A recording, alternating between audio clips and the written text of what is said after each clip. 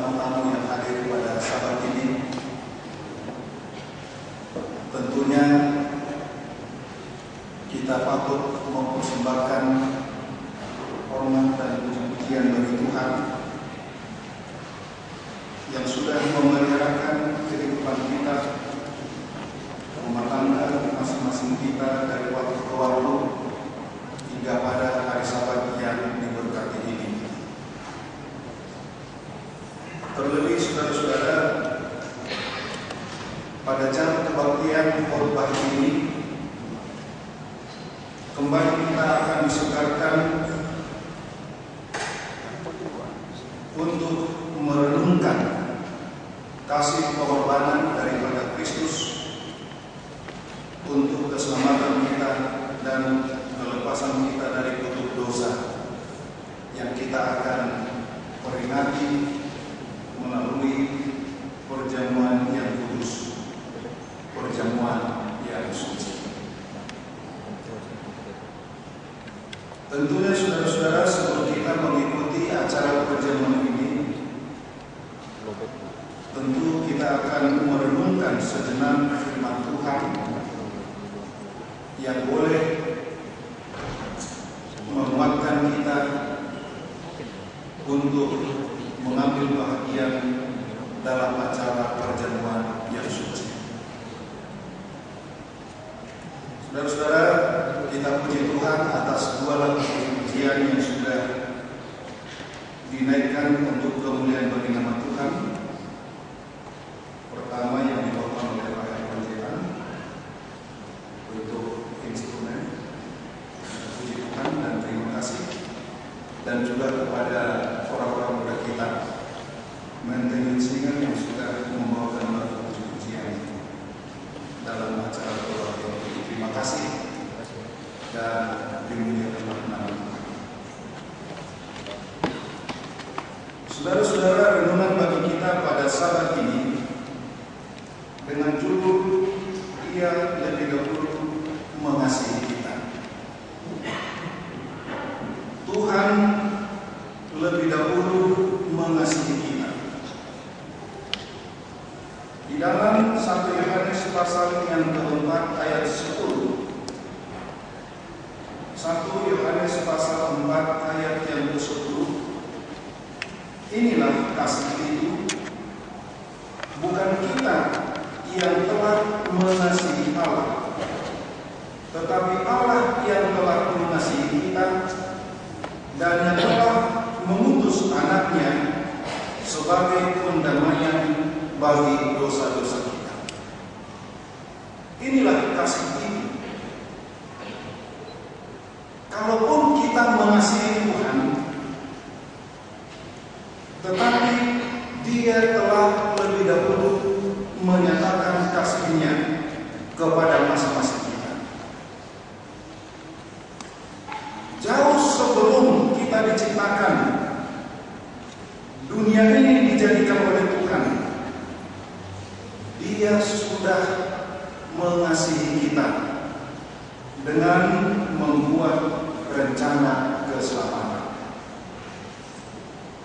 Nah, itu sebabnya dikatakan bukan kita yang telah mengasihi Allah, tetapi Allah yang telah mengasihi kita dan yang telah mengutus anaknya sebagai pendamaian bagi dosa-dosa kita. Dia lebih dahulu mengasihi kita. Dia lebih dahulu mencintai kita, membuat rencana keselamatan itu sebagai wujud daripada kasih-Nya.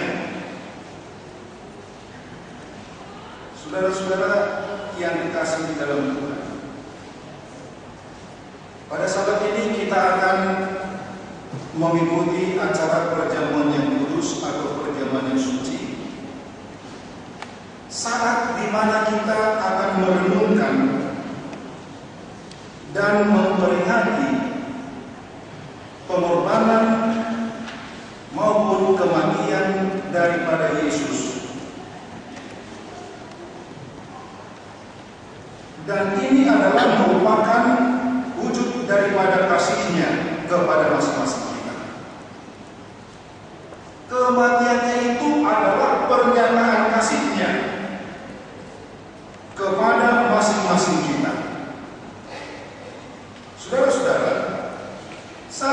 lahir di dunia ini di tanah Palestina, di kota Daud, alam sekitarnya penuh dengan terang kemuliaan, dipenuhi dengan sinar dan terang yang datangnya daripada Tuhan. Seolah-olah bukan hanya para gembala, bukan hanya para malaikat-malaikat, tetapi alam sekitar pun turut merasakan kebahagiaan itu oleh lahirnya seorang anak manusia yang akan menjadi juru selamat dunia maupun manusia. Alam itu dipenuhi dengan terang kemuliaan. Tetapi saudara-saudara, pada waktu Yesus tergantung di palang salib di Bukit Golgota, maka dia diselimuti dengan kegelapan, dan alam pun sepertinya ditutupi oleh kegelapan. Pada waktu Yesus lahir, alam begitu bergembira, malaikat-malaikat, para gembala, tetapi pada waktu dia disalibkan, alam ini sepertinya turut merasakan kepedihan yang dialami oleh Yesus saat dia tergantung di palang salib. Keheningan menyelimuti alam sekitarnya. Tetapi saudara-saudara, pada saat yang bersamaan, tentara-tentara Roma, pemimpin-pemimpin orang Yahudi, mereka bersorak-sorai sementara melihat Yesus tengah tergantung di palang salib. Alam begitu hening, awan gelap, tetapi orang-orang yang tidak menyenangi akan Yesus, mereka bersorak-sorai atas penderitaan yang dirasakan Yesus di saat tergantung di palang salib. Yesus disalibkan bukan karena berbuat dosa seperti yang dituduhkan kepadanya. Dia disalibkan bukan karena kesalahan-kesalahan seperti yang dilontarkan kepadanya, tetapi itu hanyalah merupakan ketidaksenangan pemimpin-pemimpin agama Yahudi, orang-orang Roma terhadap Yesus, sehingga dia ditangkap, dia diadili, kemudian dia disalibkan. Saudara-saudara yang terkasih di dalam Tuhan,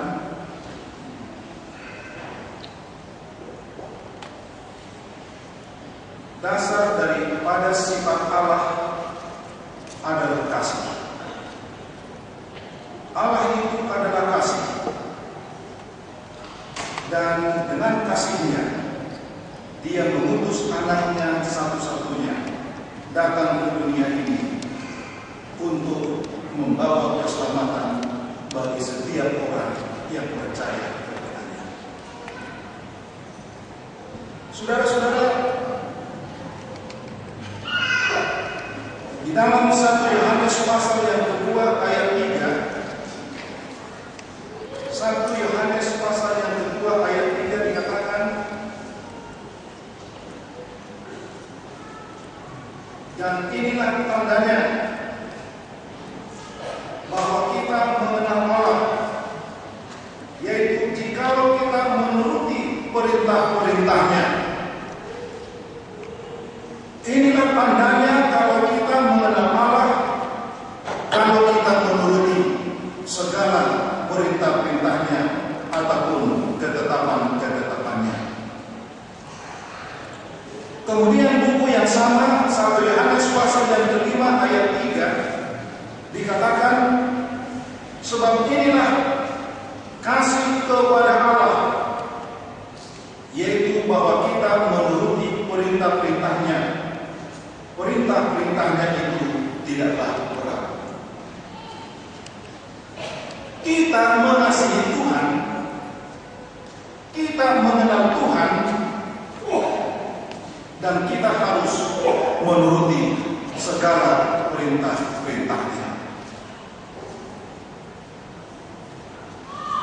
Saudaraku yang terkasih dalam Tuhan,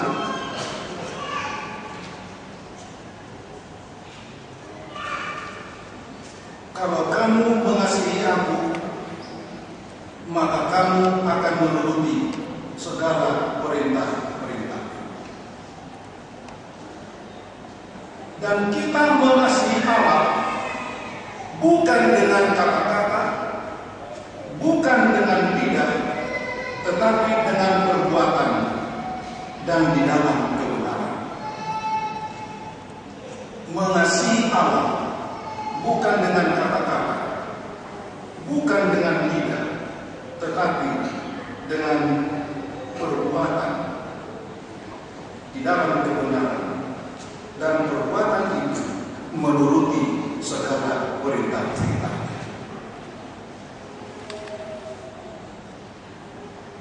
Dan salah satu perintah yang diberikan oleh Yesus kepada masing-masing kita, saudara-saudara, setiap kita mengikuti perjamuan yang kudus, ayat-ayat ini selalu dibacakan menjadi suatu renungan bagi kita.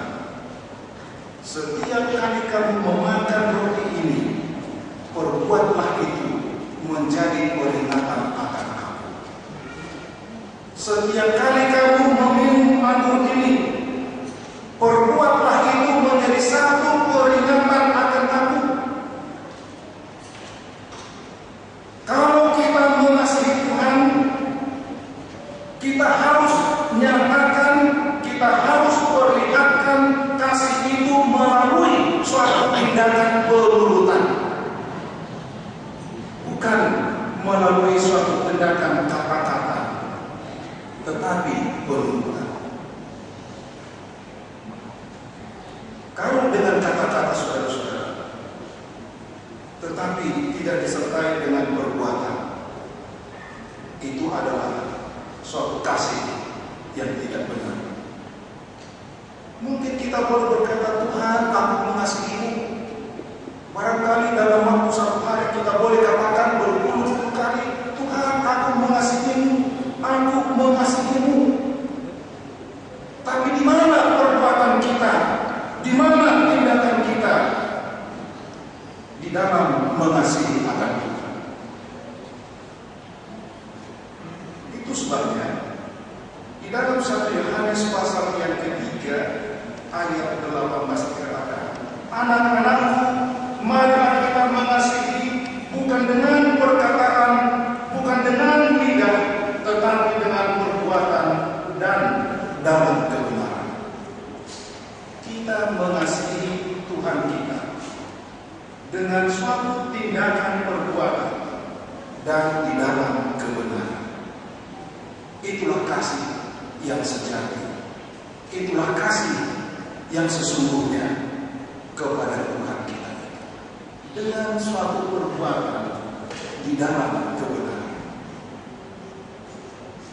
Karena Tuhan pun telah mengasihi kita melalui suatu tindakan perbuatannya.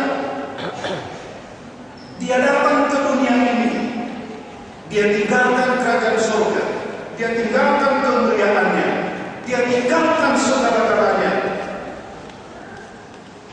datang ke dunia yang hina ini, hidup bersama-sama dengan manusia yang telah jatuh ke dalam dosa, supaya dengan demikian dia dapat menyatakan keselamatan itu bagi masing-masing kita. Dia bukan tinggal di surga dan berkata, aku mengasihi kamu, hai umat-umatku. Dia bukan berada di tahta kemuliaannya dan berkata, lihatlah aku mengasihimu. Tetapi dia datang, saudara-saudara, dia tinggalkan segala-galanya, hidup di dunia ini, sengsara di dunia ini, menderita di dunia ini, untuk menyatakan kasih-Nya kepada kita. Dan firman Tuhan berkata, hai anak-anakku, marilah kita mengasihi bukan dengan perkataan, bukan dengan lidah,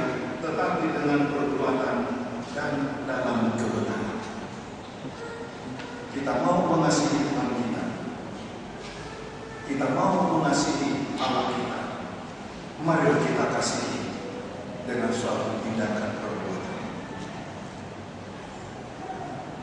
Dan setiap kali kamu memakan roti ini dan meminum akan anggur ini, perbuatlah itu menjadi suatu peringatan akan aku. Kita akan memperingati kasih pengorbanan daripada Kristus. Kita akan merenungkan penderitaan yang dialami oleh Yesus untuk keselamatan kita melalui perjamuan yang suci. Saudara-saudara yang terkasih di dalam Tuhan, boleh saja ada penghalang-penghalang, ada ganjalan-ganjalan yang tersimpan di dalam kehidupan kita, sehingga tidak memampukan kita untuk mengambil bagian dalam kerajaan surga. Tetapi kalau kita mengasihi Tuhan, kalau kita mencintai Allah kita itu, apapun pengganjal di dalam hati kita, apapun halangan di dalam diri kita, melalui kuasa pertolongan Tuhan, melalui penyerahan kepada Tuhan, kita akan disambungkan untuk melepaskan semuanya ini. Agar dengan demikian kita boleh datang kepada Tuhan dan mengambil bagian bersama-sama di dalam perjamuan yang kudus pada hari Sabat ini. Kehidupan yang kita miliki, setiap detik yang kita nikmati adalah hasil daripada kasih pengorbanan Kristus. Tidak ada orang yang hidup atas dirinya sendiri. Tidak ada orang yang hidup oleh kekuatannya sendiri, tetapi itu adalah karena pengorbanan daripada Kristus. Melalui perjamuan yang kudus, kita akan disegarkan, kita akan diingatkan hidup yang kita miliki ini adalah hasil daripada kematiannya, hasil daripada pengorbanannya. Tidak seorang pun di antara kita, saudara-saudara, yang tidak menikmati pengorbanan daripada Kristus. Tidak seorang. Dan kita tidak akan sanggup berkata bahwa Yesus tidak pernah berkorban buat saya, bahwa Yesus tidak pernah mati buat saya. Dia mati untuk kita, dia berkorban untuk kita.